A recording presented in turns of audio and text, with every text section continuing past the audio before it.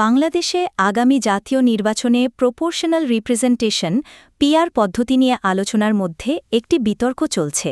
কিছু রাজনৈতিক দল ও বিশ্লেষকরা এই পদ্ধতিকে দেশের নির্বাচন ব্যবস্থার উন্নতি এবং বৈচিত্র্যময় প্রতিনিধিত্ব নিশ্চিত করার জন্য কার্যকর পদ্ধতি হিসাবে সমর্থন জানাচ্ছেন। আবার অন্যদিকে কিছু বিশেষজ্ঞ ও রাজনৈতিক দল এটিকে অযৌক্তিক ও বাংলাদেশের পরিস্থিতির জন্য অনুপযুক্ত বলে মনে করছেন। এই প্রতিবেদনটি পিআর পদ্ধতির সংজ্ঞা, সুবিধা এবং বাংলাদেশে তার প্রয়োগের সম্ভাব্যতা বিশ্লেষণ করবে। প্রপোর্শনাল রিপ্রেজেন্টেশন এমন একটি নির্বাচন পদ্ধতি যেখানে নির্বাচনে প্রাপ্ত ভোটের পরিমাণ অনুসারে আসন বণ্টন করা হয়। এতে কোনো দল যদি দেশের 20% ভোট পায় তবে তারা 20% আসন পায়। এটি পার্টির ভোট শেয়ার অনুসারে আসন বণ্টন নিশ্চিত করে, ফলে ছোট দলগুলো প্রতিনিধি হিসেবে জাতীয় সংসদে স্থান পেতে পারে। পিআর পদ্ধতির সবচেয়ে বড় সুবিধা হল এটি ছোট দলগুলোকে প্রতিনিধিত্ব দেয়, যা বৃহৎ রাজনৈতিক দলগুলোর একচ্ছত্র প্রভাব কমিয়ে দেয় এবং দেশের বিভিন্ন জনগণের মতামত সংসদে প্রতিফলিত হতে সহায়তা করে। বাংলাদেশে বর্তমানে ফার্স্ট পাস্ট দ্য পোস্ট পদ্ধতি অনুসরণ করা হয়, যেখানে প্রতিটি নির্বাচনী আসনে সবচেয়ে বেশি ভোট পাওয়া প্রার্থী নির্বাচিত হন। এই পদ্ধতিতে বড় দলগুলোকে সুবিধা হয় কারণ তারা সাধারণত সবচেয়ে বেশি ভোট পেয়ে থাকে এবং এর ফলে ছোট দলগুলো কম প্রতিনিধিত্ব পায়। এই ব্যবস্থায় প্রাপ্ত ভোটের শতাংশের তুলনায় আসন বণ্টন অনেক সময় অসমা হয়ে থাকে। উদাহরণস্বরূপ, একটি দল 30% ভোট পেলেও তাদের প্রাপ্ত আসন হয় বেশি, আর একটি দল 15% ভোট পেলেও আসনে পৌঁছাতে পারে না। নিচে পিআর পদ্ধতির সুবিধা ও অসুবিধা নিয়ে আরও ব্যাখ্যা করছি। পিআর পদ্ধতি দেশের নির্বাচনী ব্যবস্থায় বিভিন্ন দল এবং মতাদর্শের প্রতিনিধিত্ব নিশ্চিত করে। এটি রাজনৈতিক বৈচিত্র্য এবং সমতার সুযোগ সৃষ্টি করে, যেখানে প্রতিটি দল তাদের প্রাপ্ত ভোটের ভিত্তিতে আসন পায়। পিআর পদ্ধতির মাধ্যমে গণতান্ত্রিক প্রক্রিয়া আরও শক্তিশালী হয়, কারণ এতে ছোট দলগুলো তাদের অবস্থান তুলে ধরতে পারে, যা দেশের রাজনৈতিক কাঠামোকে আরও বৈচিত্র্যময় করে।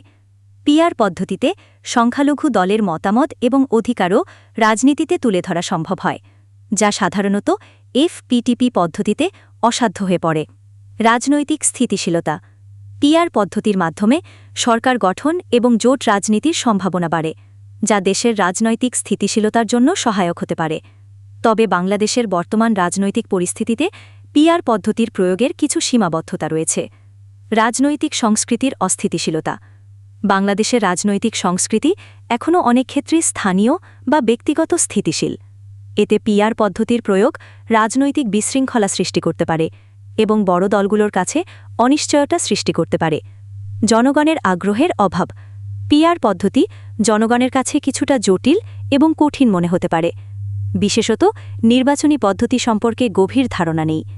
এতে নির্বাচনে জনগণের অংশগ্রহণ কমে যেতে পারে এবং তাদের আস্থা হ্রাস পেতে পারে। পিআর পদ্ধতিতে আসন বণ্টনের জন্য নির্বাচন কমিশনকে নতুন পদ্ধতি অনুসরণ করতে হবে, যা পরিচালনাগতভাবে জটিল হতে পারে এবং গণনার ক্ষেত্রে ভুলের সম্ভাবনাও তৈরি হতে পারে।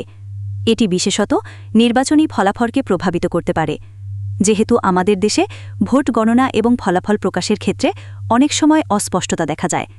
বিভক্ত রাজনৈতিক দৃশ্যপট। পিআর পদ্ধতি রাজনৈতিক দলগুলোর মধ্যে অধিক বিভাজন সৃষ্টি করতে পারে, কারণ এতে ছোট দলগুলোকে গুরুত্ব দেওয়া হয় এবং জোট রাজনীতি বাড়ে। এটি সরকারের কার্যক্ষমতাকে বাধাগ্রস্ত করতে পারে। বড় দলগুলোর অনীহা।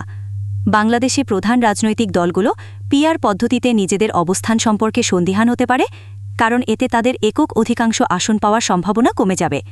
তাই তারা এফপিটিপি পদ্ধতিতে নিজেদের প্রাধান্য বজায় রাখতে চাইবে।